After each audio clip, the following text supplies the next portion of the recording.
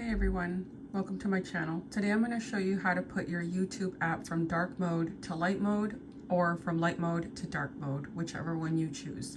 Okay, let's get started. So I put it on the home screen. You need to find your YouTube app. You're going to click into your YouTube app. Then next, what you're going to do is you're going to come up here to your profile. You're going to click on your profile. Then you're going to go down over to settings next. So when you click on settings, you're going to come right here to general. So when you hit on general, you're going to see this down here that says dark theme. So right now I have it on dark theme, so it's dark.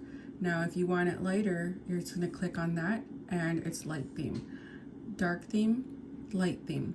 So let's leave it on light theme for right now. When you go back, you could see it's lighter, and that's just as easy as it is. Come over here, go to settings, go to general, come down here to dark theme, click it on, and you're in dark theme. There you go. Hope this video was helpful. Don't forget to hit that like button if you like this video, and I will see you guys next time.